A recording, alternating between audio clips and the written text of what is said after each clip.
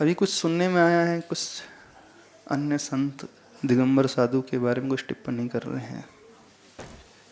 पर भगवान ऋषभदेव को शायद ये नहीं पता था कि आने वाले समय में कलयुग आएगा और यही दिगंबरी लोग समाज में जाकर कथा प्रवचन करेंगे और गांव-गांव नगर-नगर भ्रमण करेंगे, इस लज्जावान समाज को निर्लज्ज बनाएंगे। ये उनको नहीं पता था। ऋषभदेव जी ने निर्वस्त्र दिगंबर धारण किया, निर्वस्त्र हो गए। साधुओं ने कहा महाराज ये तो बहुत बड़ा अपराध है, ये अपराध किस श्रेणी में आता है? कहा आपने वस्त्र का त्याग किया, आपके नंगे शरीर को कोई स्त्री देखेगी तो उसका अपमान होगा। बोले स्त्री हमारे पास आए काहे को, क्या काम है उसका?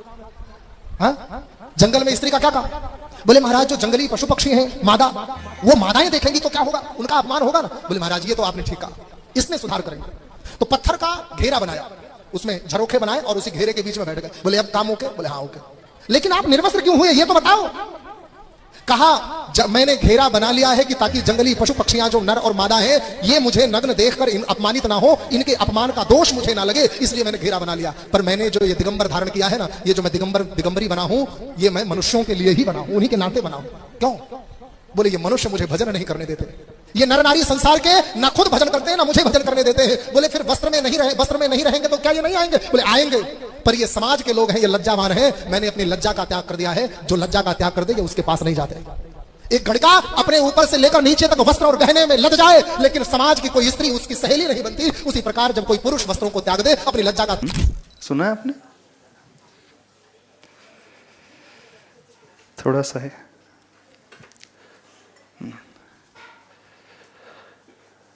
इस देश में दिगंबर जैन संस्कृति अनादिकाल से चली हुई आ रही है। इस संस्कृति को अन्य वेद आदि में भी मान्यता मिली हुई है। जब हम महाभारत के इस पर्व को देखते हैं, श्री कृष्ण जी अर्जुन को जब संबोधन कर रहे थे, युद्ध के लिए तैयार कर रहे थे, एक श्लोक आता है, आरोहस्व रथम पार्थम गांडीवम करे कुरु निर्जिता मेदिनी मन्ये निर्ग्रंथा यदि सन्मुखे। हे अर्जुन, रथ पर सवार होकर गांडीव धारण करो, सम्मुख निर्ग्रंथ मुनिराज आ रहे हैं, विजय निश्चित है। जो लोग ये तर्क करते हैं कि जो दिगंबर जैन साधु है उन्हें सिर्फ जंगलों में ही रहना चाहिए, उन्हें ये समझना चाहिए कि हिंदू धर्म में भी, वेद आदि में भी इसका वर्णन कितने प्राचीन काल से मिलना आ रहा है। उस समय जब श्री कृष्ण जी ने अर्जुन से कहा था, तो ये नहीं कहा था कि वे साधु जंगल में ही थे, वो विहार करते हुए उनके सम्मुख नगर के सामने आ रहे थे। तो उस समय में भी दिगंबर जैन साधु मात्र जंगल में नहीं रहते थे, वे नगर में आते थे। जैन साधु बनना आसान नहीं है। जो लज्जा का तर्क उठाते हैं उन्हें यह समझना चाहिए, भीतर विषय वासना भरते, बाहर लोक लाज अति भारी, ताते परम दिगंबर मुद्रा, धर न सके दीन संसारी। दिगंबर मुद्रा वही धारण कर सकता है जो अपनी लज्जा को पूर्ण रूप से जीत लेता है, जो मन के विकार को पूर्ण रूप से जीत लेता है, जिसके भीतर कोई विषय वासना नजर नहीं आती है। ऐसा पूर्ण निर्विकार सहज बालक की भांति रहने वाला ही दिगंबर साधु होता है। उन्हें देख करके हमारे मन में कोई विकार ना आए, बल्कि समर्पण श्रद्धा का भाव आए। यथाजात को देख करके किसी के मन में लज्जा का भाव नहीं आता है। यदि मन में विकार आ रहा है तो वो स्वयं की कमी है और हमें स्वयं की कमी को दूर करना चाहिए। बहुत सारे ग्रंथों में, भारतीय संस्कृति में यह वर्णन सुनने को, पढ़ने को मिलता है।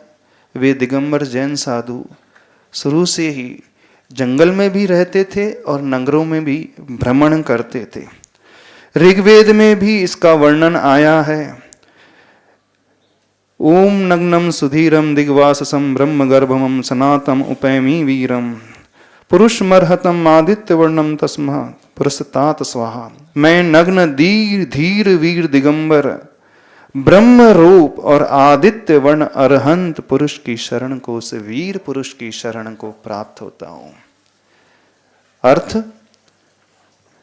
उस संस्कृति में हमेशा से इस दिगंबर रूप को बड़े श्रद्धा और समर्पण भावों से लिया गया है। तो आज जो लोग तर्क कर रहे हैं कि जैन साधुओं को कवड़ में रहना चाहिए, वन में रहना चाहिए, उन्हें समझना चाहिए, इनसे ज़्यादा त्याग तपस्या और किसी की नहीं होती है। यदि हमें ऐसा रूप नजर आ जाए तो एक अंदर आस्था का भाव लाकर, समर्पण का भाव लाकर, निसंकोच होकर के अपने आप को नतमस्तक बनाए, न कि किसी प्रकार का दुर्भाव अपने मन में लाना सीखे। नारद पुराण में एक बात आती है, एक श्लोक आता है, दशभीर्भे भोजितेर विप्रे यत्फलम जायते कृते मुनेर अर्हत सुभक्तस्य तत्फलम जायते कलौ। अर्थात सतयुग में 10 ब्राह्मणों को भोजन देने से जो फल होता है, उतना ही फल कलयुग में अरहंत भक्त मुनि को भोजन देने से होता है। तो मुनि को भोजन जो है जंगल में जाकर के नहीं दिया जाता था, मुनि को भोजन जो है अपने ही द्वार पर आने पर, द्वारा प्रेक्षण करके जब वे गृह में व्यक्ति उन्हें आमंत्रित करता था, भक्ति करता था, वहीं पर वो भोजन देता था। उस समय ये सारी बातें अन्य हिंदू पुराणों में लिखी हैं, तो इस बात को सभी लोग अच्छे से समझें।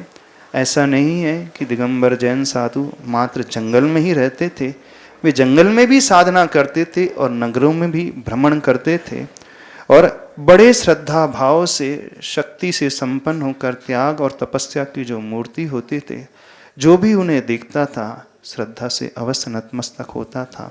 तो अपने आप को इस श्रद्धा के भाव से भरना सीखे, इतना ही कहना चाहते हैं।